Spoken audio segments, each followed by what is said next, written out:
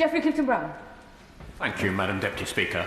May I start by paying a huge tribute to the member for Worcester for his maiden speech. It was clear he paid a sincere tribute to his predecessor, who we all have a great deal of affection for. So I'm sure he will have a great future in this place, and I look forward to hearing more speeches from him.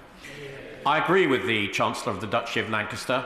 His final remark that this budget marks a new chapter in the economic performance of this country is absolutely true, but I suspect that his predictions and mine, as I will make clear in my speech, will be rather different. So starting on the plus side of this budget, there are measures we should be welcoming. My constituents who live in rural areas will be particularly pleased that fuel duty is to be frozen for another year, because they have very little choice, often as to how to get to work, except having their own car. And as I said in my intervention yesterday, I would welcome certain government contingencies, such as infected blood and the Horizon scandal, which have now been funded. And the onus very much is now on the new government to make sure that those people are affected are paid out as quickly as possible, if only on an interim payment, so that they can start at long last to rebuild their lives.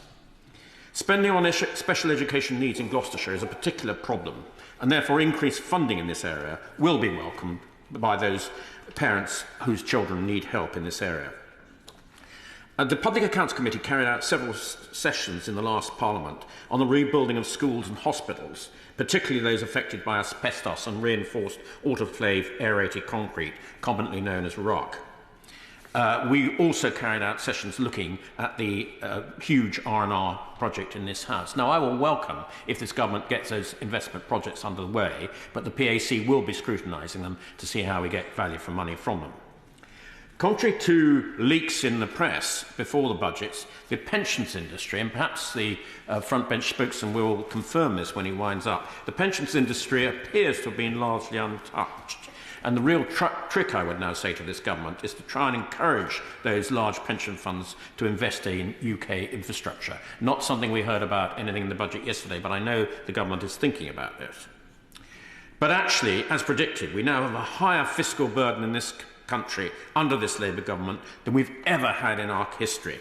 The OBR could not find the fabled 22 billion black hole. Instead, they found the worst deteriorating circumstances of 9.5 billion, which happens to any government in any fiscal year.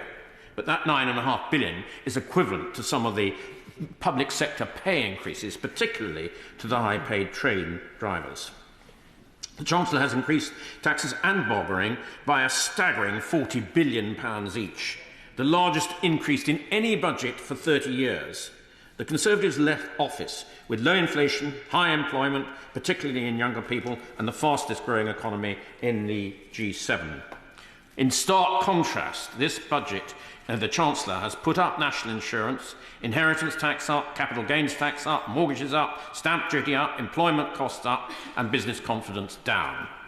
The OBR have downgraded our GDP growth based on budget in every year of the next 5-year forecast. This will affect everybody in this country, who will continue to see their living standards fall as a result. There are lots of topics that I would like to cover, but I've chosen ones that would affect my constituents most adversely. Firstly, national debt. The UK national debt is currently £2.5 trillion, which is not far off 100% of GDP, and it's growing at a staggering rate of almost 16 million an hour, or 400 million a day. And the interest for servicing this debt has now reached over 100 billion, which is equivalent to the 5th largest single government department, and it's completely dead money to service that debt. As a result of this budget, the debt will rise even further by a further 50 billion, involving even higher servicing costs, which will result in higher taxes to pay for this in future years.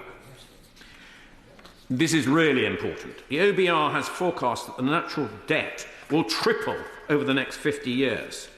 I would say to the House and to you, Madam Deputy Speakers, this is completely unsustainable and should be a real wake-up call to correct this dire structural problem. But this problem has made the budget, this budget has made the problem far worse. And we can't just do it by changing the rules to make the rules sound better. Interest rates, including mortgages, will be higher for longer. Our children and our grandchildren will now be saddled with this debt for longer, which we'll have to repay. I will give way, yes. Congratulate him on his recent appointment to the Public Accounts Committee.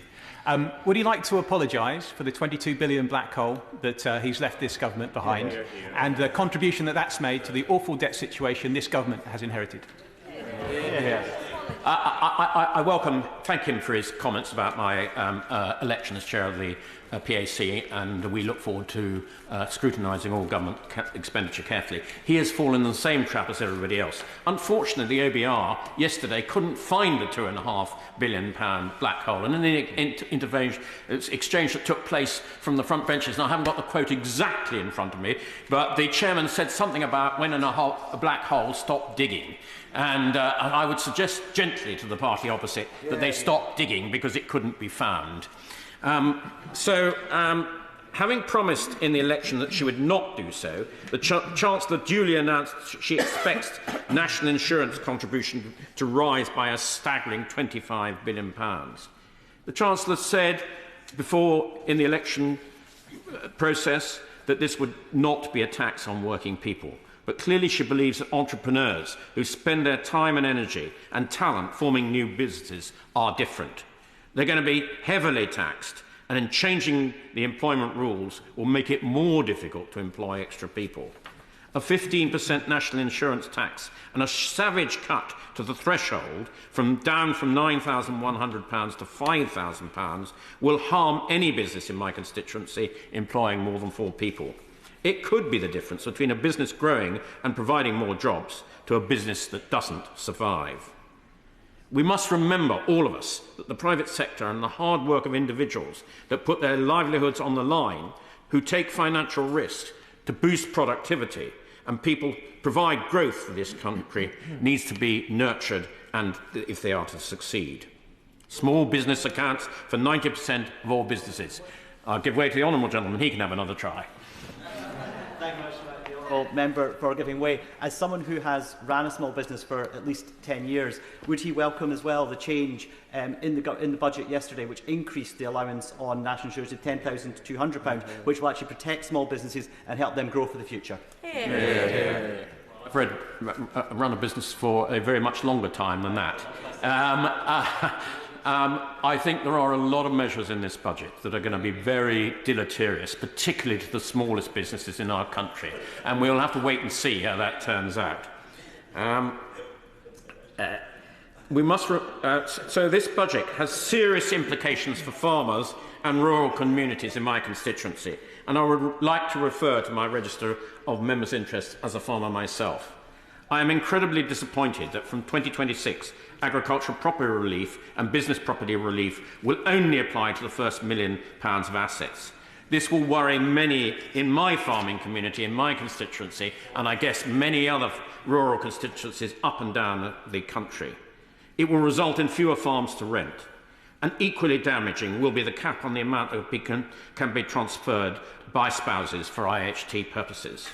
The purpose of these tax relief was to ensure that working farms that provide our food will not have to be split up in the light of a death of a family member. And there are very few farms that are valued at under £1 million, basically less than those of less than 100 acres. Can I just complete this? And these will now face 20% tax. I will give way. This will lead to a loss of jobs and livelihoods in the North Cotswolds and elsewhere. It will change the fabric of our countryside permanently. The structure and productivity of agriculture will change as more and more farms are split up and sold off as a result of this measure. I'll give way. I take the great experience the honourable member for North Cotswolds has in farming and the farming estate that he himself has. But did he read the London School of Economics Professor Andy Summers' analysis that the £1 million relief is on top of, and he did mention the £1 million couples allowance. So really the benchmark is at £2 million farms, and there are only around 200 estates per year affected, as the average estate value is lower. So isn't in this case actually quite a small number of UK farms affected, and it is not the Armageddon for farms that is being claimed on his side?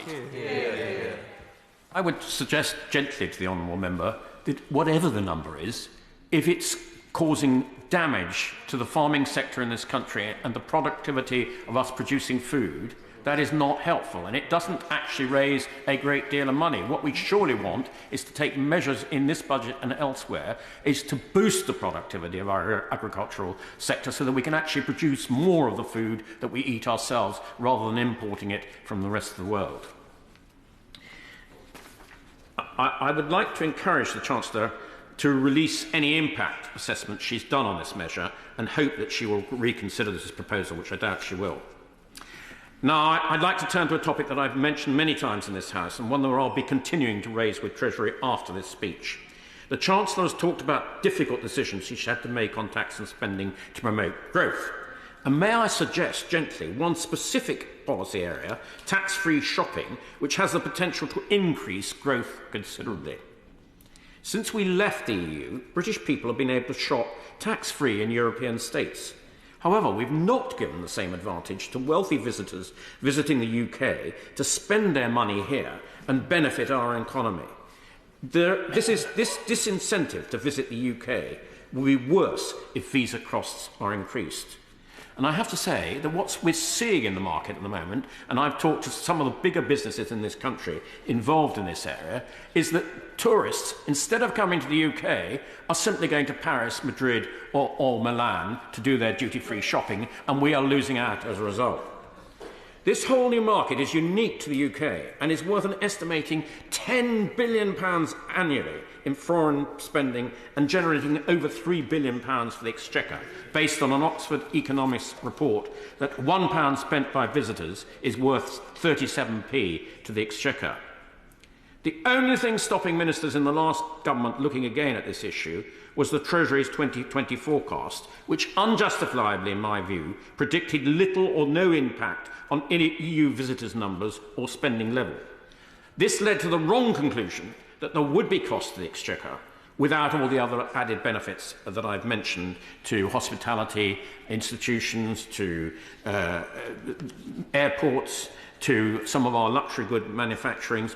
All have added benefits which would help the economy.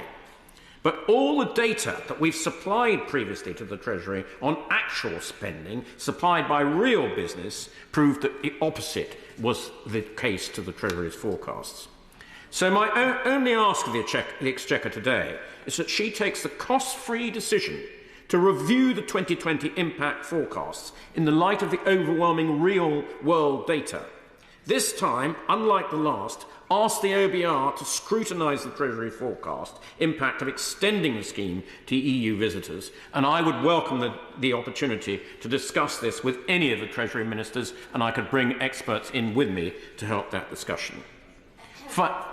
Finally, as the new chairman of the Public Accounts Committee, we produced a report in the last Parliament called Lessons Learned, a planning and spending framework and enables long-term value for money about how the Treasury should be focused on getting best value for money of every taxpayer's pound spent. I'd like to assure you, Madam Deputy Speaker, the PAC will be scrutinising the whole of government expenditure and help them to see how we can get better value for money. Thank you indeed. We have another